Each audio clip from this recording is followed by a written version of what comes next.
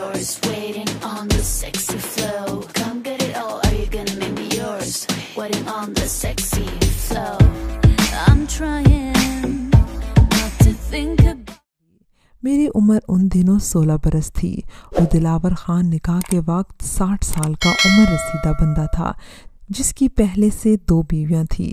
पहली बीवी इसके अपने ख़ानदान से थी, जिसकी हुक्मरानी दिलावर ख़ान और इसके घर पर थी।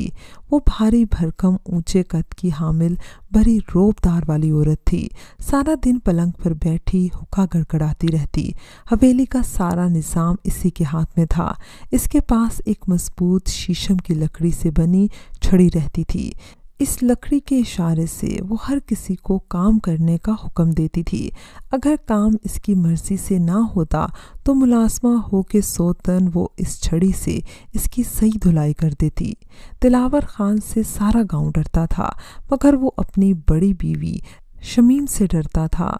शमीम एक बड़े ज़मींदार की बेटी थी, जो जहेज़ में ज़मीन के साथ साथ काफ़ी माल मवेशी भी लाई थी, मसलन भैंसें, गायें, बकरियां, जिसको बीबी का माल कहते थे। वो अपना इस माल को देखभाल बहुत मोहब्बत से करती थी। अगर इसकी कोई भैंस या गाय बीमार हो जाती तो वो आसमान सर पर उठा लेती थी। वो कई बेटों की माँ थी, जो सब ही कड़ियल और सख्त कीर थे। नकम्मे होने के बावजूद वो माँ से बेहद डरते थे। खुदा की करनी के एक रोज़ दिलावर ख़ान दूध का जग पीकर रात को सोया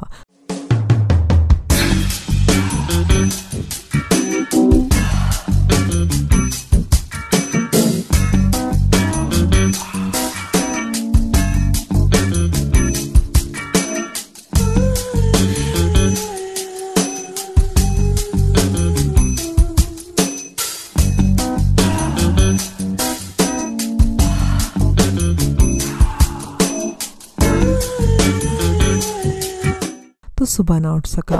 बूढ़े के मरते ही राज बेटों के हाथों में आ गया।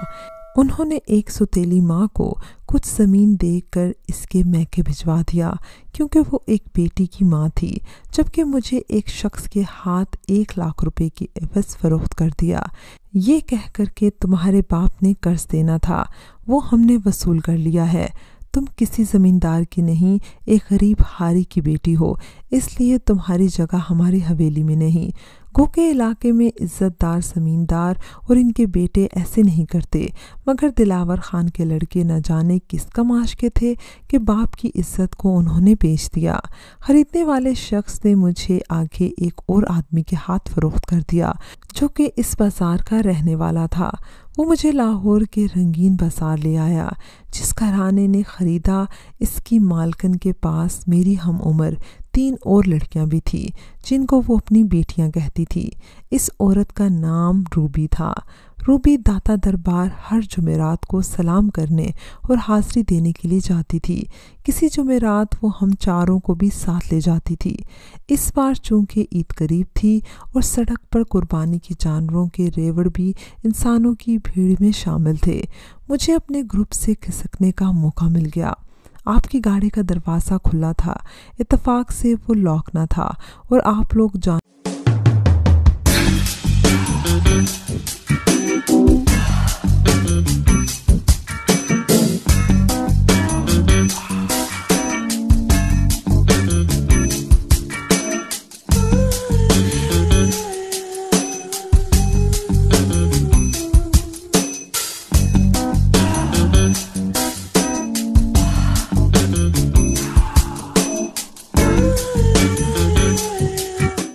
को देखने में महव थे, तो मैं मैले कपड़ों के गट्ठर में छुपकर बैठ गई।